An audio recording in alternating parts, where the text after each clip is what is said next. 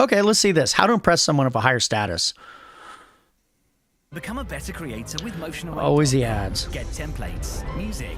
Guess when you got 6 million subscribers, you definitely want the ads. A phone plan by Google. Switch and save big. Let's see how many people have seen this. 200,000 views in 1 year. That's impressive.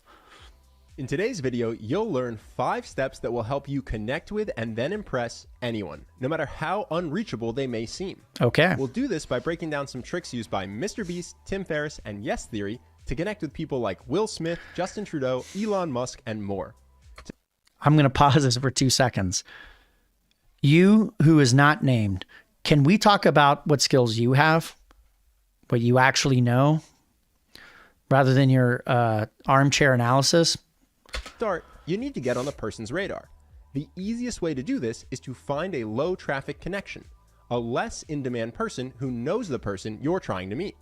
Because they have fewer people asking for their time, they'll be more open to talking with you. For a concrete example, let's look at Tim Ferriss. He attributes his success in large part to the connections he made at South by Southwest. Listen to his strategy. When a panel ended, instead of flooding the scene to get in line to talk to a panelist, I would actually talk to the moderator, who people tend to ignore. This is a great strategy for networking events and conferences, but it's also It's not a bad idea for networking. It has nothing to do with impressing someone of higher status. For instance, because most people think of Charlie as the face of Charisma on Command, he receives hundreds of emails a day. Oh, there you go, Charlie. Most have to go unread. But for years, if you emailed me, it was almost guaranteed that I would see it, and I could then forward it along to Charlie if I thought he'd want to see it too. I probably just ruined my inbox by sharing this, so now you'll need a new low traffic connection for Charlie, but the principle still stands. It's important to note here, a low traffic connection won't automatically introduce you just because you ask. So how do you get someone to want to make a connection for you? There are 2 ways to do this, and if you do either well enough, you can even skip step 1. The first way is to be a beacon. Do cool shit people want to be a part of. Yeah, totally For agree. instance, Will Smith accepted Yes Theory's challenge to Hella Dive because he knew it would get their channel more attention. I love what you guys are doing, and I want to support that as much as possible. This is one great way to be a beacon. Have a project that helps people outside of yourself. So I'm going to just go ahead and call it out there. That's called leadership. That's leadership. That's what it, I mean, it's right there. It's hidden in plain sight. Like literally people talk about it, but they don't have it. This is like some tip, a tip to how to impress someone of higher status. It's called leading people. Leading people are influenced by people who are leading, and leading always has calling a project. It's called a vision that helps people other than themselves. Funny how it works. Be a leader. This is how the Buried Life guys were able to play basketball with Obama when he was one of the most in-demand people on the planet. It's also how Mr. Beast caught Elon Musk's attention. Elon liked Jimmy's mission to protect the environment. Well, when we did Team Trees, so our goal was 20 million, and we hit like 6 million in the first few days, and it started to slow down. And then out of nowhere, Elon Musk just replied to one of my tweets, and he's just like, oh, this looks interesting. Then Elon just donated $1 million, and then all of a sudden now the world cares, and it's like paying attention. It may seem like being a beacon requires a huge audience, but that's not the case at all. Sometimes being a beacon can just mean being the most fun-looking person in the room. When Yes Theory wanted to meet Justin Trudeau, their plan centered mostly around getting his staff's attention by wearing bright, fun Christmas sweaters to an event. If you stick around the place long enough and look ridiculous, people just come up to you. Yeah, so true. I like this. I love these kind of hacks. It's one of the reasons why I wear a hat. You wear clothes. Other people have this kind of connection, and everybody knows it's kind of weird to like wear these clothes or these whatever. It sticks out. It just works in your favor, and they have enough confidence to do it. You've been dubbed the sweater guys. Oh, I so regret not wearing my awesome sweater. If being a beacon seems daunting, there's another fast, simple way you can connect with anyone you admire. Lead with value. This seems obvious, but almost everyone does this wrong. The most common mistake people make is trying to mask a value take as a value give. The quintessential one is, I'd love to buy you a cup of coffee and pick your brain. That's not leading with value. $5 for an hour of someone's time is a bad deal. One red flag to the other person that you're not really leading with value is how often they hear you say I. Yes. For example, in this next clip, a Logan Paul fan snuck into an event to try to get a job, and Logan actually gives him a chance to pitch himself. Watch this as an example of what not to do. No, like, I just needed to talk to you. I'm trying to talk to your brother. I'm trying to talk about business, trying to get a job. Like, I want to do media. I've been trying to get. What are you good at? I was 70 dances. I did like What's that. your TikTok handle? I did that video, you know, like going like that. Yeah, you know. Oh, so you really got what it takes. I don't. Then why would I need give a you a mentor. job? Well, why would I do that? Totally fair question by Logan. And in response, the guy continues to talk in I, and he makes another common mistake. Listen to this next clip and see if you can spot it. You know, life isn't about handouts. You know what I'm saying? I know. I'm you not gotta trying to work. get a handout. I'm not trying to get What a handout. are you trying to do? I'm trying to work hard for a little money. I don't know. I can get a job somewhere else. All I want to move to LA, and I want to be able to be part of that. Look, I have to go. This may seem counterintuitive, but most successful people aren't interested in undefined free work. So if you want to work with someone you admire, get specific on how you can help them. A good framework to use is, I have such and such past experience, which will let me do X for you, where X is something that you know from researching them that they actually value. If you're meeting people at an event, a great line to instantly find out what people value is, so what were you hoping to get out of this event? Starting like this feels organic and clues you in on how you can help them. Do this and you'll be amazed at how many great relationships you make.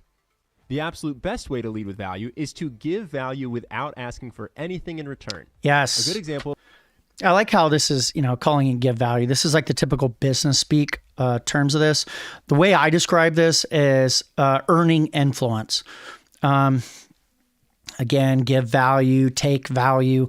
It's earning influence and it's spending influence. That's what's actually happening. That's kind of the silliness of this and why I'm really trying to raise the awareness. He's saying lead with value. What are you talking about? Earning influence and spending influence. The problem with that person was they were trying to spend influence that they didn't have. You'll notice at the very beginning of that video, here, let's go. It's not worth it. You'll notice at the very beginning of that video, the one where the guy was trying to pitch Logan Paul, he was able to get the person's attention and able to make a number of as they're calling I statements or whatever. It's not about I. Okay. That's a way to talk about it, but that's not what's actually happening. What's happening is every single sentence that the person is saying is spending influence. That's how talking works and attention. And when you're in real life and real attention, you're taking someone's attention, it costs you. So unless you're providing value, giving value as they call it, you're actually spending the budget of their time. It doesn't matter whether it's some celebrity. It doesn't matter if they're higher status, lower status. It does not matter. The more of your time that you take that you're not providing value, you're actually taking influence. You're spending the influence balance you have with them. Now, what I wanted to note a point here is that they actually have a balance at starting, even when you don't know them. Most people they're not consciously aware of this. So you have a balance with every person on planet Earth, and they will give you something. I could go to, what's his name? I could go to Putin right now in Russia, and I actually have a balance that I could go start spending. Now, if I'm going to do like this person, I'm going to be spending my balance very quickly. And you'll notice he starts getting irritated, just starts bubbling up. I put a little graph in here in my book about this. Let me pull it up. So it's such an important concept. See if we can get that right. So on the left here, or on this side, we got kind of this chart here, and this is what you want, right? So if you're perfectly earning and spending, you have this kind of over time, you'll gain more and more. So what you want is you want a balance. You want a difference. The dark color is what you earn, and then what you spend would be that light balance. As you go throughout time, you're earning more and more, and you're spending more, but your balance remains high. Now, the problem is influence earned but spent poorly and too often, it does this.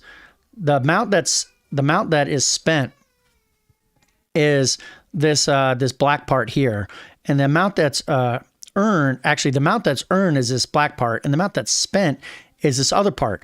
Well, it starts popping out and it goes over the top, backfires, relationship tensions. It all comes from overspending. That's how it works. You have to put in value. You have to care what other people care about. They have to know that you care about what their thing is. This give value. Forget this stupid business talk. You are either earning influence or you're spending influence. And what they're trying to say right here, right now, is you need to earn influence. And one way to earn influence, as they're saying, is don't spend the influence. That's what, without asking for anything in return, just earn influence. This was Mr. Beast with PewDiePie. I spent all my money on ads so he can remain the #1 most subscribed to channel in the world. It's the day of the Super Bowl, and these are our blankets. And if for some reason they confiscate the blankets, we're wearing Sub to PewDiePie shirts. We will advertise PewDiePie to 100 million people today. Now, most of us can't buy billboards or Super Bowl tickets just to connect with someone. So here's a quick example from a friend of mine that anyone can copy. This is just the wackiness that is today. A big YouTuber he admired was interested in reading a particular book, but hadn't gotten around to it. So my friend bought the book in hard copy, then went to their next live event, waited around after, and gave it to them. It wasn't expensive, but it showed thoughtfulness and initiative, which got the YouTuber interested in at least talking more to my friend. They ended up giving him an internship and eventually a full-time job. Now, if you want to make multiple people want to connect with you at the same time, you can combine being a beacon and leading with value by hosting events. Mr. Beast is a good example of someone who does this very well. This is the largest stadium in the world, and inside are the 10 biggest creators on YouTube. This is $1 million, and whichever one of them I find last keeps it. Yeah! Imagine you're an influencer who gets that invite. You get to have fun, meet awesome people, and potentially win $1 million. Of course, you're going to say yes. This lets Mr. Beast invite and connect with whoever he wants. And you can do this on a smaller scale by starting a club, fundraiser, or meetup that people want to attend or speak at. Now, leading with value is important, especially when you're trying to get the attention of someone whose attention is in high demand. But it's equally important not to forget the human element. Connecting with someone you admire shouldn't be transactional. So don't focus on connecting with people just because you think they can help you get famous or make you money. Don't be the person who emails Ben and Chris at Charisma on Demand. Aim for people you have a genuine interest in. Also, one quick tip for when you do connect, abandon first instinct questions. Make a list of the questions you think the person gets asked by most people. Then throw that list in the trash. That's a good tip. It's a good tip. Bored of hearing the same questions over and over. So ask something original, something they'll be excited to answer. Beyond that, the best thing you can do is stop hero worship. For someone who's rich or famous, it's easy. All right, I got to hit this one. Stop hero worship. When I was in Afghanistan, I got to spend inordinate amount of time, and I was 23 years old as a corporal. I got to spend a lot of time around the commanding general, his staff of colonels. I think he was a 1-star at the time, 1-star general, and no, he was a 2-star. He's a brigadier general. And, well, no, that'd be a major general. I think it was a 1-star. And he had, this was General Nicholson and his chief of staff. And I'll never forget, this is something that has propelled me for my entire life. And this is always good to remind myself. I probably say this once a month, maybe once a quarter, this stuff right here, to continually remind myself of this. It's crazy to me because people are playing these like scripts. What I realized when I was in Afghanistan working with these people is that they're people. They're just people. And guess what? They have all the flaws, all of the quirkiness, all of the incompetencies. They have all of those things. This is not knocking on General Nicholson and his staff by any stretch of the imagination, right? By any stretch of the imagination. But all of a sudden I realized that barrier and that illusion was just gone. They're just people. And they just have a role to play, and they're filling those roles, and maybe they worked a little harder to get there and some of these things, but like a YouTuber, like why people would ever get like all like, ooh, a YouTuber. They literally just film themselves and they talk about the dumbest stuff. Sorry, I'm not the biggest fan of YouTubers in the sense of, they do the, let me comment on the day's stuff. These trivial, trinkety type things. That's what a lot of these people do. Like this Logan Paul person, I've seen his videos and they're bad. He's the kind of person whom I realize that I need to find out how to mentor that person, because their leadership skills are terrible. They're absolutely terrible. They're actually wasting so many people's lives, failing to realize this because they have not grown up yet to actually realize the stupidity of the things that they do, the amount of opportunity that they waste doing it, and that they're doing this. And it's just kind of like the problem with this video overall is it lacks purpose. How to impress someone of higher status. Why? Why should you? I know they're doing the YouTube thing, so they're trying to mesh with like SEO type stuff, things like that. And I can appreciate that. But the question is, why? Why impress somebody of a higher status? That's almost more important than the how. The how is not that important. And if anything, a lot of this is kind of like, don't do this. This is like shooting you in the foot. But the why is more important. And for a lot of people, like, for example, if I impress them, then I'll get a job. Dude, just go get a job. Go get a job. Like, what exactly are you trying to do? Well, I'm trying to learn how to do this stuff. Learn how to do it. Almost everything, it's kind of funny, all these videos that are always like, I want to learn how to do media. Anybody could do media. Everybody has a smartphone. They say this, like, Gary Vaynerchuk's and the what's his name? Grant Cardone and these types. They say it all the time. Just pick up your phone and just start. Just do it. Everybody's got a smartphone. Everybody could do it.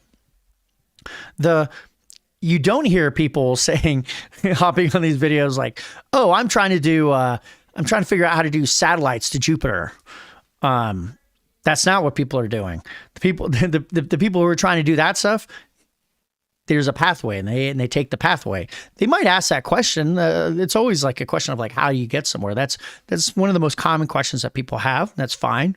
But what's lacking here is the context of why you might want to do these things, and might even be why you ought not to.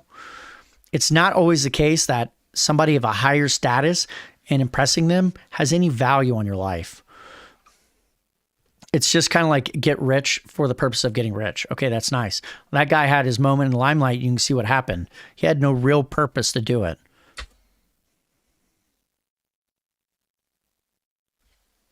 Them laugh.